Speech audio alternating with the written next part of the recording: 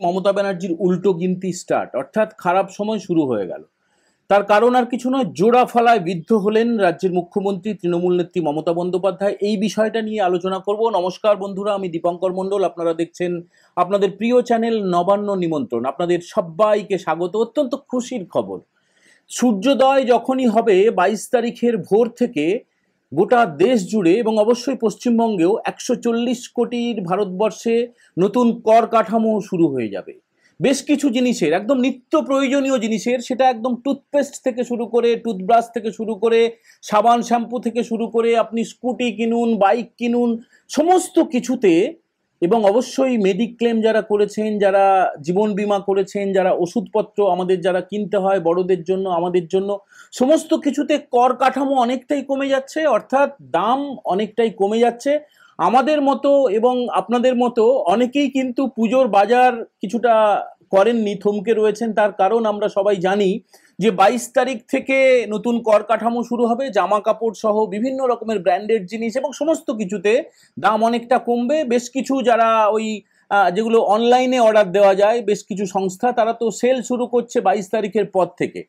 এবং সবাই অপেক্ষা করছিলাম দেশের প্রধানমন্ত্রী নরেন্দ্র দামোদর দাস মোদী, তিনি জাতির উদ্দেশ্যে ভাষণ দিয়ে যেটা জানিয়ে দিয়েছেন যে নতুন সূর্যোদয়ের পর থেকে নতুন একটা ভাবনা, নতুন একটা কর কাঠামো, এবং এর ফলে গরিব মধ্যবিত্তরা বেশি করে লাভবান হবেন। এর আগে যারা ট্যাক্স পেয়ার, অর্থাৎ ইনকাম ট্যাক্স যারা দিতেন, তাদের জন্য একটা ছাড় ঘোষণা করা হয়েছিল, এবং তারপরে এই যে আমাদের জন্য, আমাদের মতো সাধারণ গরিব মানুষের জন্য যেভাবে কর কাঠামোয় ছাড় দেওয়া হলো, তার জন্য আমরা যত ধন্যবাদই দেই না কেন দেশের প্রধানমন্ত্রী নরেন্দ্র মোদীকে, ছোট করা হবে তাকে।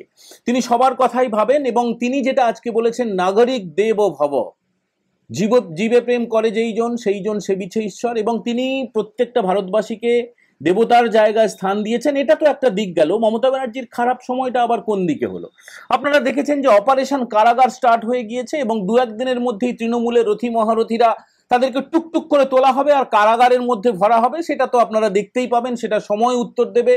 বিভিন্ন দুর্নীতিগ্রস্ত নেতা মন্ত্রীদের ধরার কাজ শুরু হয়ে গেছে, এবং বেশ কিছু প্রমাণ এমন জোগাড় হয়েছে। না না, বিশেষ কোনো মন্ত্রীর কথা বলছি না, আমি একদম ঝাড়ের বাঁশের কথা বলছি। একদম শিকড় থেকে মাথা পর্যন্ত তাদেরকে কিন্তু ধরা শুরু হয়ে যাবে। আপনারা একটু অপেক্ষা করুন। আমরা বলেছিলাম সেপ্টেম্বর বিপ্লব, সেপ্টেম্বরে শুরু হবে, সেটা শুরু হবে। একটু তো ধৈর্য ধরতেই হবে। এটা তো পিৎজা ডেলিভারি নয়, অর্ডার করলাম আর সঙ্গে সঙ্গে পিৎজা চলে এলো। এটা এইভাবে হয় না। নথি জোগাড় করার কাজ চলছিল, নথি বেশ কিছু জোগাড় হয়ে গিয়েছে, এবারে টপ টপ করে বড়শিতে মাছ তোলা শুরু হবে। সময়ের অপেক্ষা, এবং এখানেই খারাপ সময়ের শেষ নয়। আপনারা দেখলেন যে 21 সেপ্টেম্বর মহালয়ার দিনে গোটা রাজ্য জুড়ে কি হলো। এটাই হচ্ছে আসল পয়েন্ট। এই যে মমতা ব্যানার্জি জোড়া ফলায় বিদ্ধ হয়েছেন, তার খারাপ সময় স্টার্ট হয়ে যাবে, একদম শুরুতে বললাম। সেটা এই কারণে বললাম, একদিকে মধ্যবিত্ত গরিবরা তারা মমতা ব্যানার্জির উপরে খেপে গেছেন দুর্নীতির জন্য, সীমাহীন ঔদ্ধত্যের জন্য, তার আচরণের জন্য, তার বিভিন্ন রকমের প্রাতিষ্ঠানিক দুর্নীতির জন্য।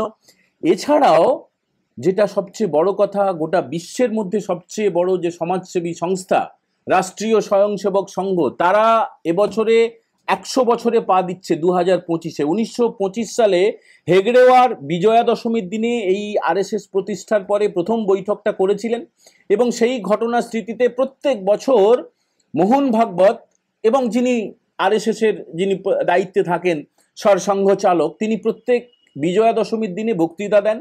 গোটা সংঘ সমাজের পাশাপাশি গোটা দেশ, গোটা বিশ্ব তাদের মতাদর্শের কথা, নতুন করে পথ চলার কথা, কোন কোন দিকে তারা আরো বেশি সেবামূলক কাজে ব্যাপিত হবেন, সেটা তিনি ঘোষণা করেন।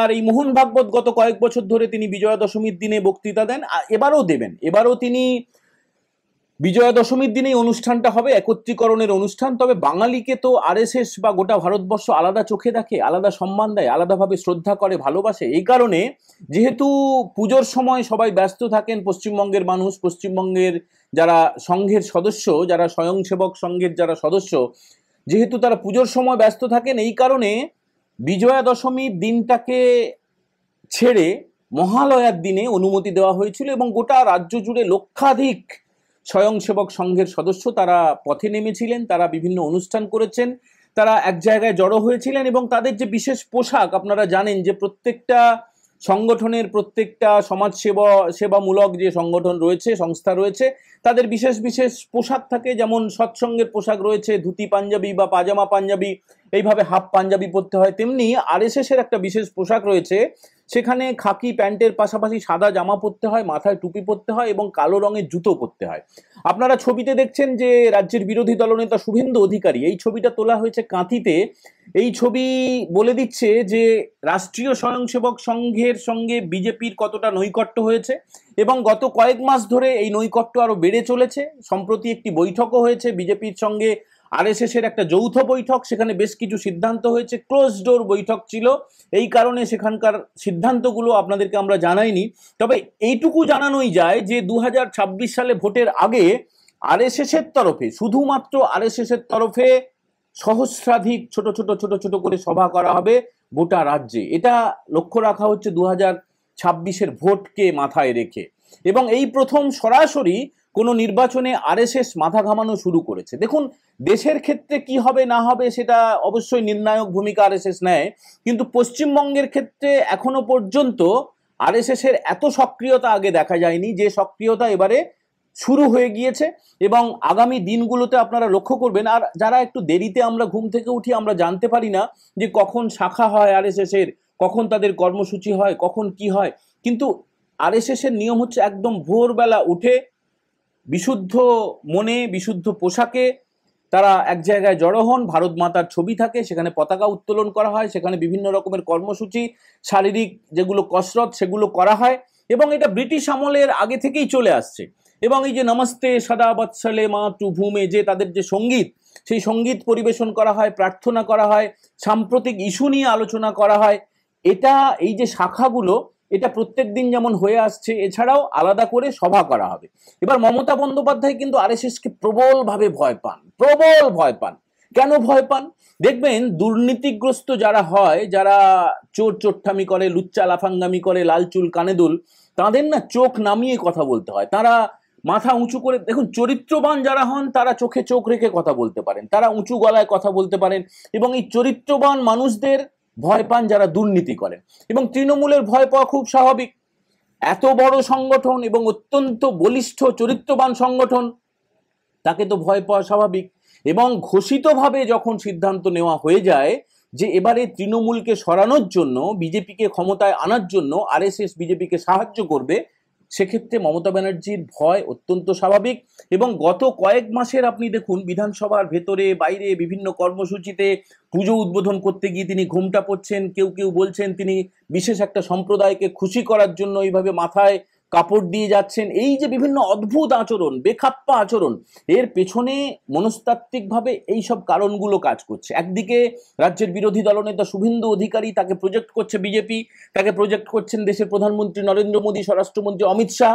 এবং যেহেতু কিউকি সাস ভি কভি বহু থি, এক সময় যেহেতু শুভেন্দুবাবু ছিলেন তৃণমূলে এবং সেখানকার ফাঁক ফোকরগুলো তিনি খুব ভালো করে জানেন, দুর্নীতিগুলো তিনি খুব ভালো করে জানেন, সেই দুর্নীতিগুলো উন্মোচিত হতে শুরু করে দিয়েছে। এবং যেহেতু অপারেশন কারাগার এটা লঞ্চ করে গিয়েছে, এই অভিযান, একে একে টপ টপ করে মাছ তোলা হচ্ছে এবং তোলা হবে। সমস্ত কিছু নিয়ে মিলিয়ে মিশিয়ে সামগ্রিকভাবে রাজ্যের মুখ্যমন্ত্রী মমতা বন্দ্যোপাধ্যায়, তিনি অত্যন্ত ভীত, অত্যন্ত সন্ত্রস্ত এবং অত্যন্ত আতঙ্কিত। তিনি আশঙ্কিত, তিনি বুঝতে পারছেন না এবার কাকে তোলা হবে, ওবার কাকে তোলা হবে, কাকে জেরা করা হবে। আপনারা নিশ্চিন্তে থাকুন, যারা অপেক্ষা করে করে ক্লান্ত হয়েছেন, বিশেষ একটা সিস্টেমের মধ্যে দিয়ে এই পদ্ধতিগুলো হয়, বিশেষ একটা ব্যবস্থাপনার মধ্যে দিয়ে সিদ্ধান্ত নিতে হয়। এবং এই তদন্তের কাজ যেমনভাবে চলছে, আপনারা তো দেখলেন যে এসএসসির যে বিচার প্রক্রিয়া সেটা শুরু হয়ে গেছে। এরপরে বিচার প্রক্রিয়া শেষ হলে সাজা ঘোষণা হবে। যারা যারা বেলে মুক্ত রয়েছেন তাদের আনন্দে নাচার কিছু নেই, আবার টপ টপ করে তোলা হতে শুরু হবে এবং নতুন করে আবার কিন্তু গ্রেপ্তারি শুরু হয়ে যাবে। এই পুজোর মুখে তৃণমূলের জন্য, তৃণমূল নেত্রীর জন্য অত্যন্ত দুঃখের একটা খবর, এবং আপনাদের জন্য, আমাদের জন্য অত্যন্ত সুখবর, অত্যন্ত ভালো খবর। কেমন লাগলো আমাদের এই কন্টেন্ট অবশ্যই আপনারা কমেন্ট করে জানাবেন, এবং প্রথম যারা দেখছেন নবান্ন নিমন্ত্রণ, তারা অবশ্যই আমাদের চ্যানেলটাকে সাবস্ক্রাইব করবেন, বন্ধুদের সঙ্গে শেয়ার করতে ভুলবেন না। সবাই ভালো থাকবেন, সবার পুজো ভালো কাটুক। জয় হিন্দ, বন্দে মাতারাম।